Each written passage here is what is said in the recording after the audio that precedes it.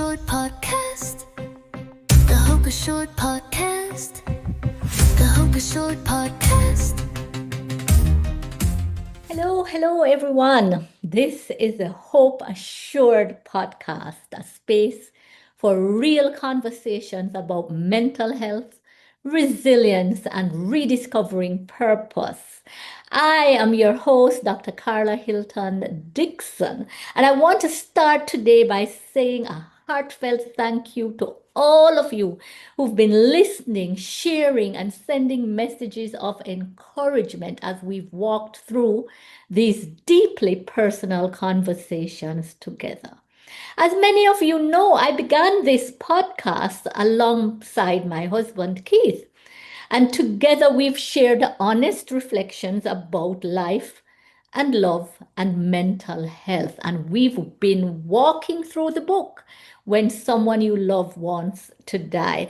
Keith has decided to step back for a while from the podcast to focus on other areas of life and work. And I just want to take a moment to honor him for his wisdom, his warmth, and his courage in being part of these vulnerable conversations. So, even though I will be continuing this podcast solo from here, the heart of what we have created remains the same: to bring light, to bring hope, to bring understanding into spaces that are often filled with silence or stigma. So, Keith, thank you. And to you, our listeners, thank you for staying with me as we continue this important journey together. So, today we're moving into another chapter of the book, When Someone You Love Wants to Die. And this one touches on something I think many of us struggle with: how to actually talk to someone who is battling depression or suicidal thoughts. Because, of course, when someone we love is hurting, every word feels heavy. So we want so badly to say the right thing, to find that one phrase that will ease the pain or bring back a spark of hope. But sometimes our best intentions can cause more harm than good.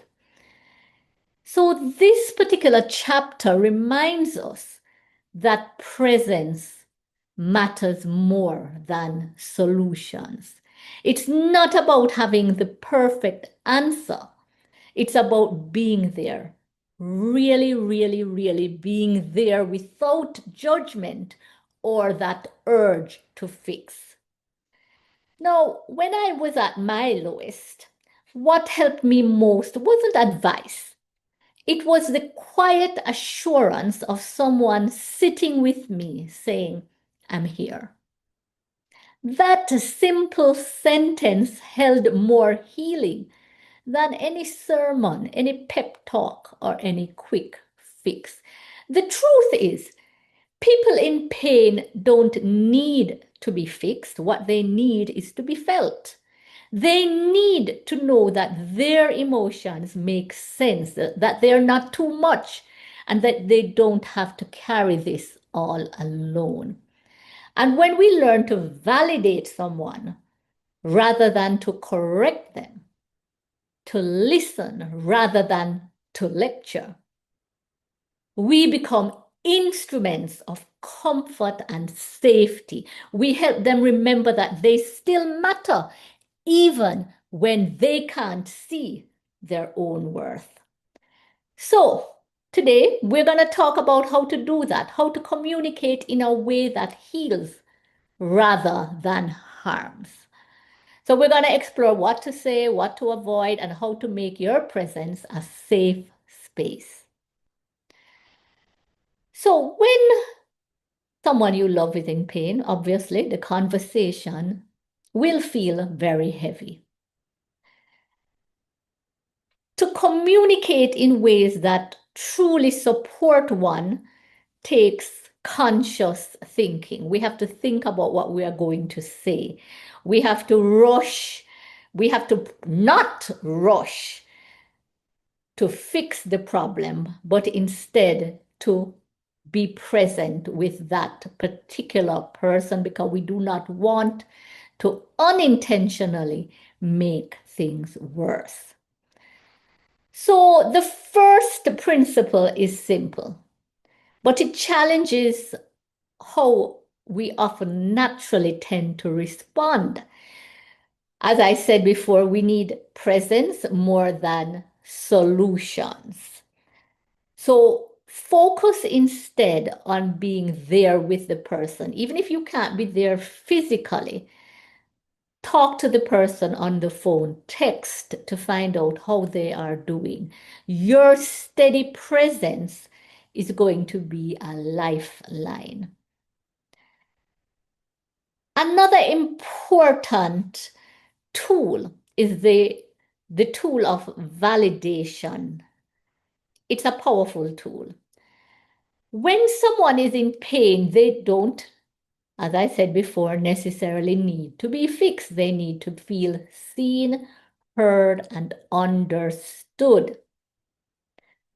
Validation communicates three powerful truths. One, that their feelings make sense given what they have experienced. Two, they are not crazy. They're not dramatic. They're not too much. And three, they don't have to carry the struggles alone. So even something simple like say, that sounds incredibly hard and I am here for you. That can give someone strength and a sense of humanity in their darkest moments. Now, I also want to look at words that heal. Now, some of the expressions of presence and support that you can be telling your loved ones are, for example, let's start with number one, I'm simply here for you. Number two, you don't have to go through this alone. Number three, I care about you and I'm worried about you. That's a powerful one. Next, this sounds really hard. So you're acknowledging their pain. Again, you could also say, I can see that you are in a lot of pain. You could also say, your feelings make sense considering the circumstances. You could also say, I don't know exactly what you're going through, but I want to understand. Another powerful statement is simply saying, you are important to me. Now, you could also express hope without the toxic positivity. For example, you could say, I do know that things are really hard right now. We're going to figure this thing out together. You could also say, I believe in your strength, even when you can't feel it right now. Recovery is possible, even if you don't feel that way right now. Now, there are also some questions that you can pose to the individual that invite sharing. So you could ask, how are you feeling right now? What is it like for you to be going through, and you fill in the blanks? What would be most helpful to you right now? And that's important, the right now. Is there anything I can do to support you today? Would you like me to just listen or would you like suggestions? So you're giving the person a choice there now. Now let's look at some words that harm. Now, common phrases that people say, and these can hurt, they include things like, oh, things could be worse. You have so much to be grateful for. And I can tell you, I heard a lot of that when I was going through my dark days. Other people would say, just think positive or snap out of it. Have you tried exercise or vitamins? That's an interesting one. Then you will have those that say everything happens for a reason. Or God won't give you more than you can handle. How many people have heard that one? And then there is the comparison. When I was depressed, I so and so and so. Or, you're stronger than this. Or they might tell you, just don't talk like that. And all of those statements, they can make someone feel invalidated, ashamed, or even more isolated. So, supportive communication is less about finding those perfect words and more about how you listen. There is an approach called the LEAP approach. L for listen. This is where you're listening, really listening. You're giving your full attention without planning what you're going to say next. The E is for empathize. Try to feel with them, not just feel sorry for them. A is for ask. Use open-ended questions to invite deeper sharing. And P is for paraphrase. Reflect back what you heard to show understanding. Other techniques include reflective listening.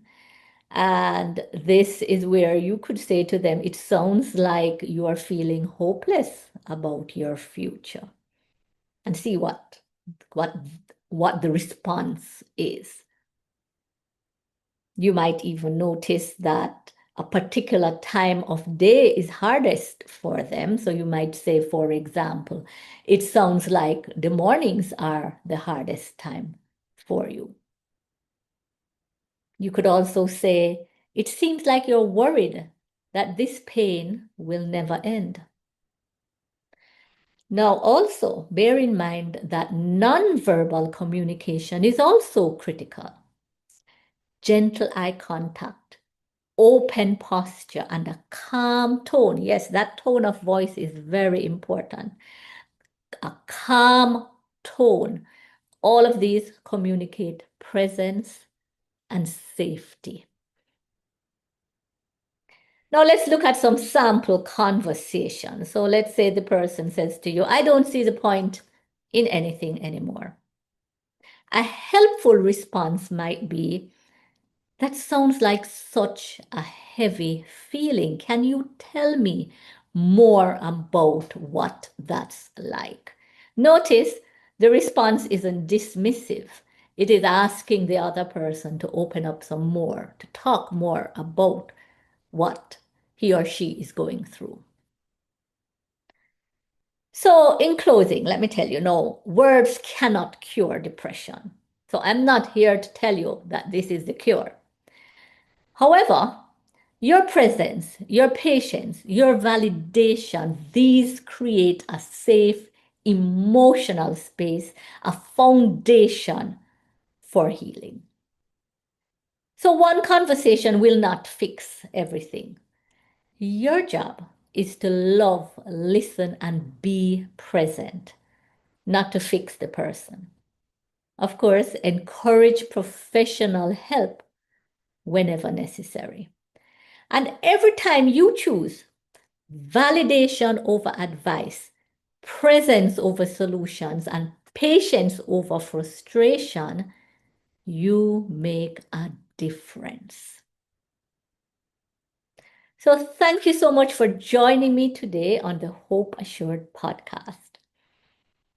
I'm Dr. Karla Hylton Dixon, reminding you that even in the heaviest moments, your presence can be a lifeline. So no matter what you're walking through or your loved one is walking through, hope is still alive and it begins with you. Until next time, keep choosing hope. Thank you. Hope assured, hearts restored, stories that heal, love that's real. The Hope Assured podcast. The Hope Assured podcast.